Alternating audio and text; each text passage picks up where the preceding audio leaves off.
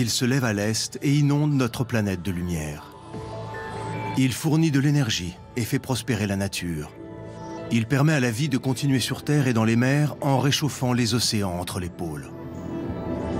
Lorsqu'il se couche à l'ouest, il nous révèle les milliards d'autres étoiles qui peuplent le ciel nocturne. Nous étudions notre Soleil de près, et comme la pierre de Rosette, il peut nous révéler les secrets des autres étoiles.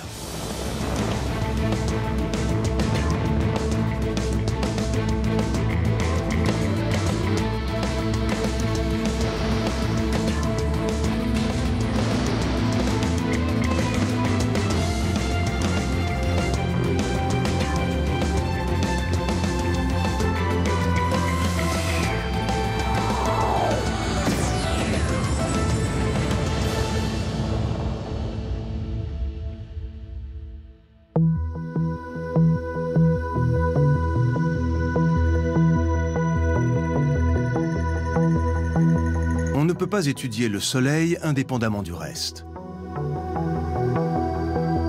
Il a une influence extraordinaire et dominante à travers tout le système solaire. L'héliosphère est une sorte de bulle magnétique immense qui s'étend au-delà de l'orbite de Pluton. Elle contient les vents solaires, composés de plasma générés à la surface du Soleil, et de particules chargées se déplaçant à différentes vitesses. Après un voyage de 36 ans et de 19 milliards de kilomètres, la sonde Voyager 1 est parvenue à atteindre la limite de l'héliosphère. Voyager 1 a quitté la bulle entourant le Soleil et pénétré dans le milieu interstellaire. C'est l'espace entre les étoiles. De là, elle parvient encore à capter les ondes de choc émises par le Soleil qui ressemblent à ceci.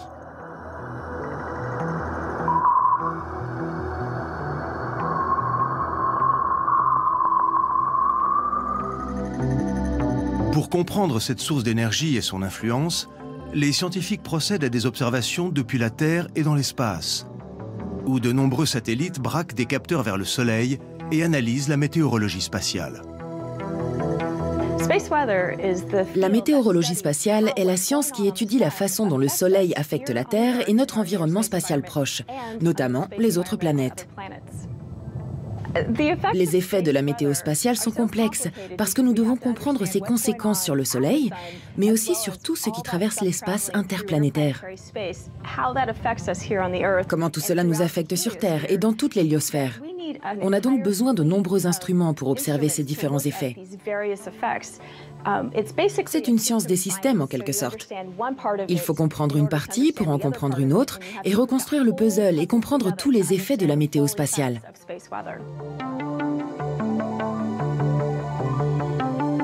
GOES-P est un groupe de satellites qui observe la Terre et surveille en permanence le Soleil et la météorologie spatiale. La sonde se tient immobile dans l'espace et regarde la Terre en contrebas. Mais ce panneau solaire ici se déplace et suit le Soleil. De cette façon, il l'observe en permanence et peut l'analyser toutes les minutes.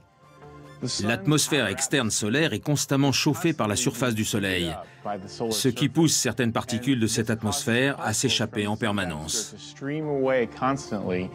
Ces particules qu'on retrouve dans tout notre système solaire forment les vents solaires. Le Soleil est à l'origine de plusieurs phénomènes qui bombardent la Terre en permanence, même si on ne s'en rend pas forcément compte. Le climat solaire nous affecte tous les jours, et pas seulement les astronautes, nous aussi sur Terre. La dernière génération des satellites GOES est le GOES-R, qui est sur le point d'être envoyé en orbite.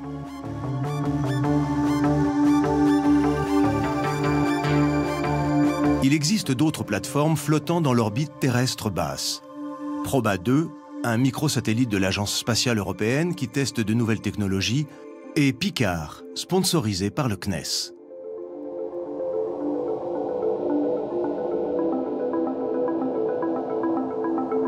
Inode signifie lever de soleil en japonais. C'est une mission conjointe de la JAXA, de la NASA et de l'ESA qui a pour but d'étudier les cycles magnétiques solaires. Les observations qu'elle a menées ont permis de révéler l'apparence granuleuse de la surface du Soleil et de fournir des données précieuses sur les éruptions solaires. Une éruption solaire est un énorme dégagement d'énergie qui transforme l'énergie magnétique du Soleil en chaleur et en lumière. Elle fait accélérer les particules et peut faire monter le plasma à plus de 60 millions de Kelvin en quelques minutes à peine. Quand il s'agit d'une grosse éruption, le Soleil émet un flash lumineux. C'est ce que nous appelons une éruption solaire. Dans le même temps, une énorme boule de matière s'échappe au loin. Il s'agit d'une éjection de masse coronale. Ces deux phénomènes peuvent provoquer l'accélération des particules subatomiques, c'est-à-dire les particules énergétiques solaires. C'est l'ensemble de ces trois éléments qui constituent une tempête solaire.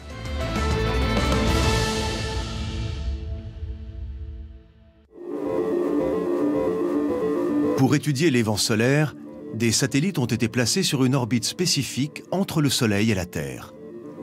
Cet emplacement s'appelle L1, ou point de Lagrange 1. C'est un point d'équilibre gravitationnel entre la Terre et le Soleil.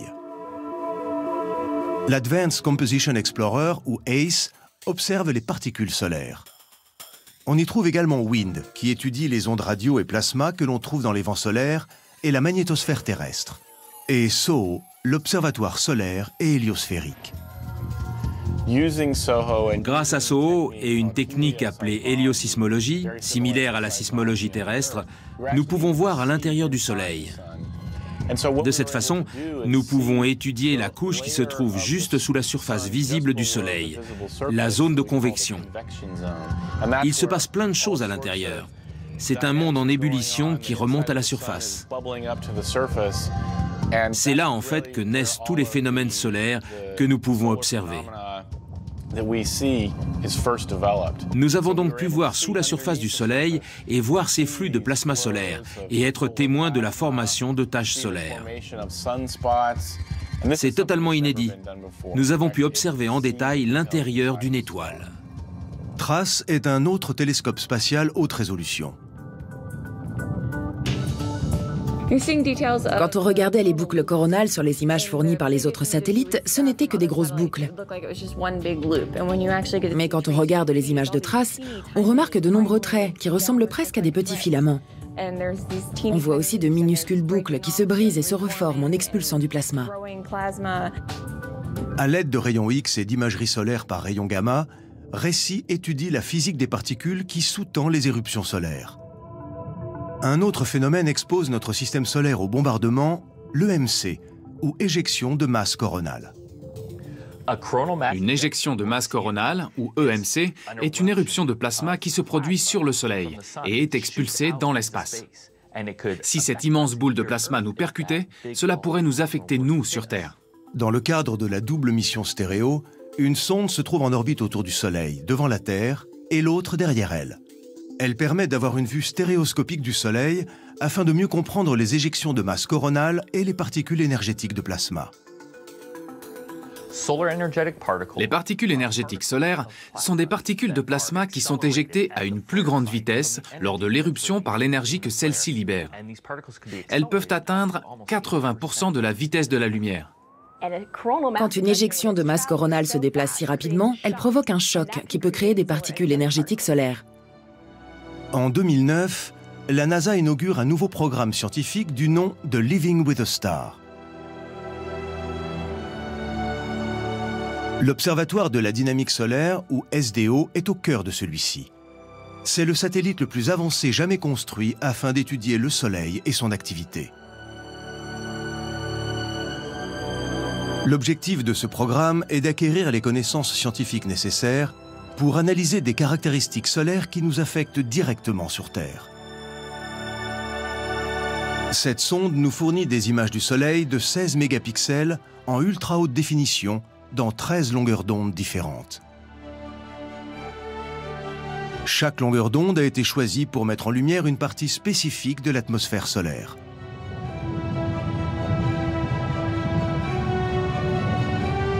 Les résultats sont saisissants. Ils révèlent des détails très précis de la surface du Soleil jusqu'aux limites supérieures de la couronne.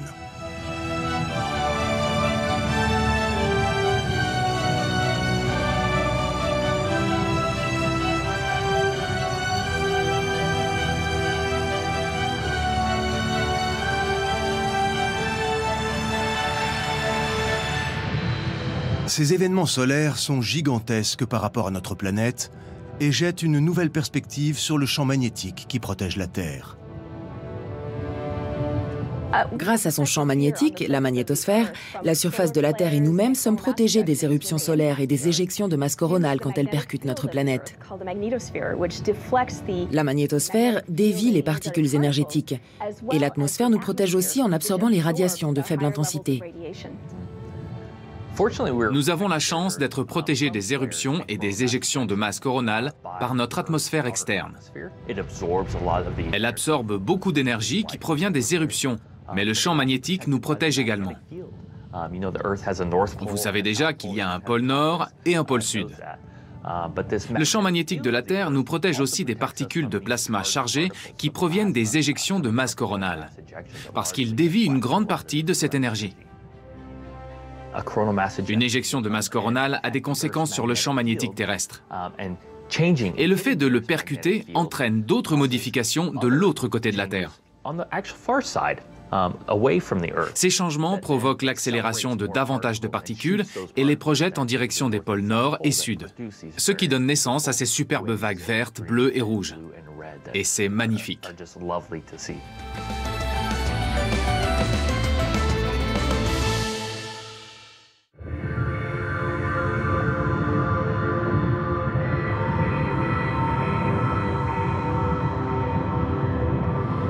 Le Soleil produit de l'énergie grâce au processus de fusion qui se déroule dans son noyau, où la température est si élevée que les protons fusionnent les uns avec les autres. Ce faisant, ils produisent de l'hélium, ce qui permet au Soleil de créer de l'énergie. Alors que l'énergie se dirige vers l'extérieur, sous l'effet du champ magnétique, la température baisse. Jusque-là, tout est logique. La partie la plus chaude est au centre, puis la matière se refroidit quand on s'éloigne. C'est là que c'est intéressant. La température se met ensuite à remonter. La couche dans laquelle la température remonte s'appelle la chromosphère. Elle se trouve entre la photosphère et la couronne, qui est la partie la plus chaude de l'atmosphère solaire. Pour découvrir d'où la couronne puise son énergie, une autre mission nommée IRIS a été lancée en 2013. IRIS dispose d'un télescope ultraviolet et d'un spectrographe imageur. Sa résolution est si précise qu'il peut observer des objets gros d'à peine 240 km à la surface du Soleil. Les premières images fournies par IRIS ont révélé de nombreuses structures semblables à des fibres qui étaient encore inconnues jusque-là. Elles ont aussi montré d'importants contrastes de densité et de température dans la zone observée.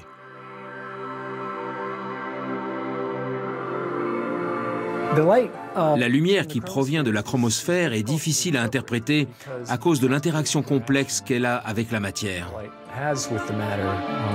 Pour faire simple, elle rebondit plusieurs fois dans tous les sens avant son rebond final dans notre direction. Ce qui veut dire que son interaction avec la matière doit être modélisée dans les moindres détails. Et grâce non seulement aux progrès liés à la puissance des ordinateurs, mais aussi aux techniques informatiques mises au point par les équipes d'IRIS, nous sommes sur le point de réussir. Les données recueillies par IRIS ont révélé que la chromosphère est bien plus complexe qu'on ne l'imaginait.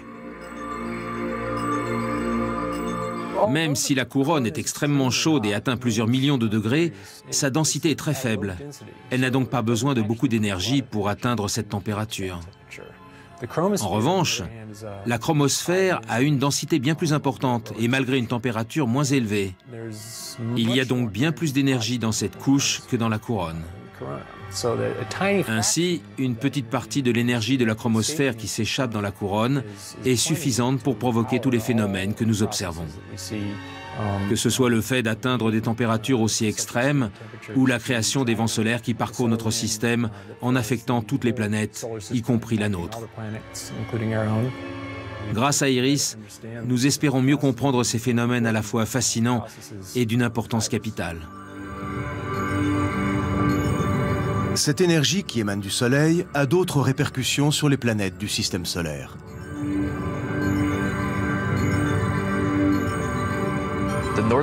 Les aurores polaires sont des particules projetées vers les pôles nord et sud de la Terre et qui produisent ces magnifiques couleurs bleues, vertes et rouges. Ces particules ne proviennent pas directement du Soleil. Une éjection de masse coronale a des conséquences sur le champ magnétique terrestre. Et le fait de percuter et de modifier le champ magnétique entraîne d'autres modifications de l'autre côté de la Terre. Ces changements provoquent l'accélération de davantage de particules et les projettent en direction des pôles nord et sud, ce qui donne naissance à ces superbes vagues vertes, bleues et rouges. C'est magnifique. Pour répondre à ces interrogations sur les vents solaires et les particules énergétiques, la NASA a lancé 2 sondes en orbite autour de la Terre. Nommées d'après le célèbre scientifique ayant découvert la ceinture de radiation entourant notre planète, les sondes Van Allen ont été déployées pour étudier les radiations et le champ magnétique de la Terre. Au cours de l'activité géomagnétique, il y a des éruptions solaires et d'énormes blocs de plasma qui s'échappent du Soleil en direction de la Terre. Ils percutent le champ magnétique terrestre. Une certaine quantité de leur énergie est capturée par celui-ci.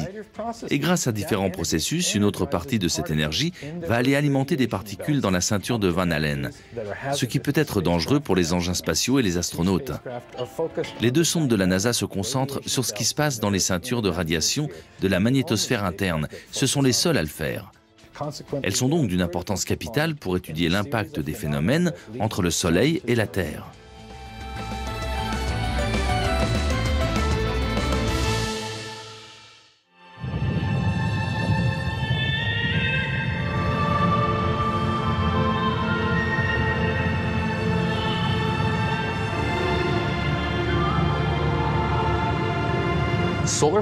Les éruptions solaires et les EMC sont possibles à cause de la reconnexion magnétique.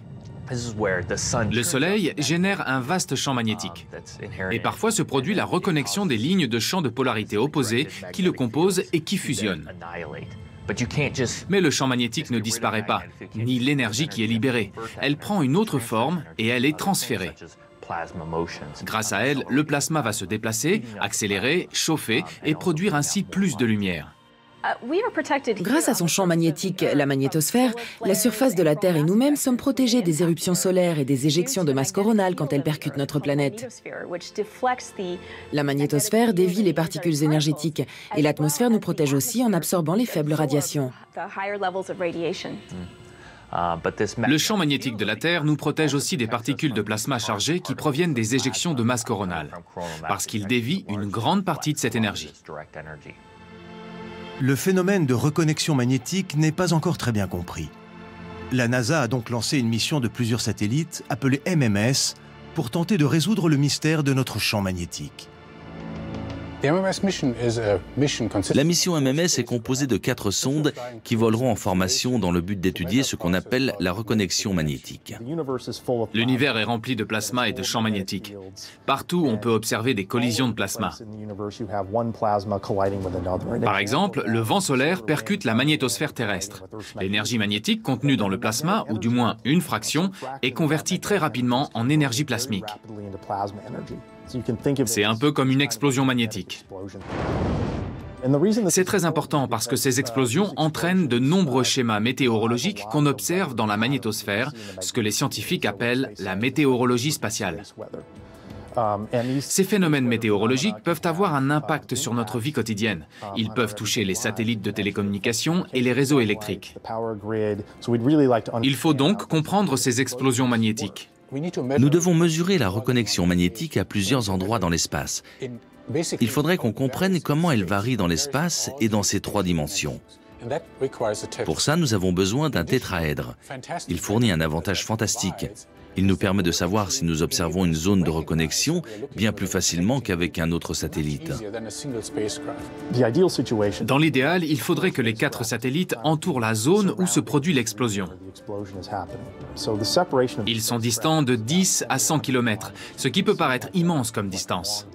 Mais si on la compare à la magnétosphère, qui est énorme, on se rend compte que la zone couverte est vraiment microscopique. Pour faire simple, MMS dispose de 2 phases orbitales conçues pour étudier la reconnexion. Du côté où il fait jour, le vent solaire pénètre en permanence le champ magnétique de la Terre. C'est génial pour MMS parce que nous savons qu'il arrivera un moment où un satellite passera dans cette zone. Puisque ce phénomène se produit souvent, nous espérons pouvoir traverser l'explosion magnétique alors qu'elle est en train de se produire. Du côté où il fait nuit, la situation est un peu différente.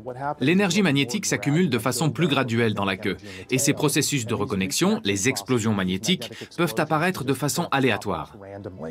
On ne sait pas vraiment où et quand ils apparaîtront dans la queue. Nous devons comprendre les deux si nous voulons savoir comment fonctionne la magnétosphère. Nous pensons que ces deux scénarios pourront être utiles ailleurs. Pour le Soleil, par exemple, pour les vents solaires, pour les magnétosphères des autres planètes, pour de nombreux objets astrophysiques, mais aussi dans un laboratoire. On espère que cela nous permettra d'améliorer nos modèles pour y intégrer les bonnes données et prédire le moment et le lieu où se produiront les reconnexions. Nos modèles météorologiques spatiaux seront ainsi plus puissants. Les instruments qui étudieront les particules dans l'espace pourront les prélever bien plus rapidement que lors des missions précédentes, environ 100 fois plus rapidement. Alors qu'un instrument de la génération précédente pouvait générer une image entière du ciel en 3 ou 4 secondes, MMS n'aura besoin que de 30 millisecondes pour le faire. Cette technologie va tout changer.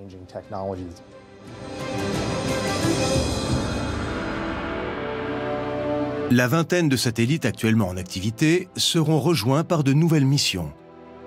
L'agence spatiale japonaise va lancer son prochain satellite qui étudiera le Soleil, SOLAR-C. L'agence spatiale indienne lancera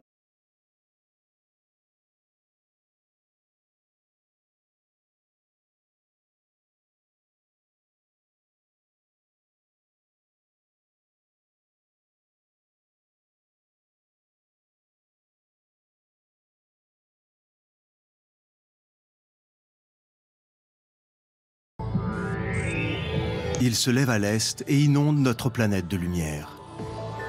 Il fournit de l'énergie et fait prospérer la nature. Il permet à la vie de continuer sur Terre et dans les mers en réchauffant les océans entre les pôles. Lorsqu'il se couche à l'ouest, il nous révèle les milliards d'autres étoiles qui peuplent le ciel nocturne.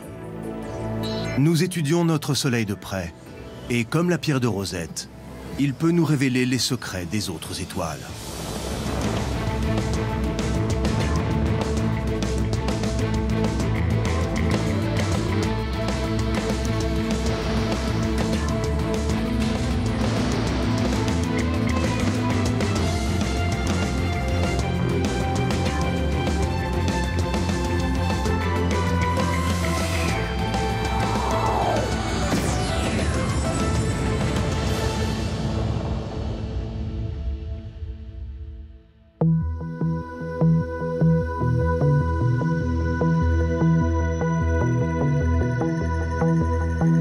On ne peut pas étudier le Soleil indépendamment du reste. Il a une influence extraordinaire et dominante à travers tout le système solaire. L'héliosphère est une sorte de bulle magnétique immense qui s'étend au-delà de l'orbite de Pluton. Elle contient les vents solaires, composés de plasma générés à la surface du Soleil, et de particules chargées se déplaçant à différentes vitesses. Après un voyage de 36 ans et de 19 milliards de kilomètres,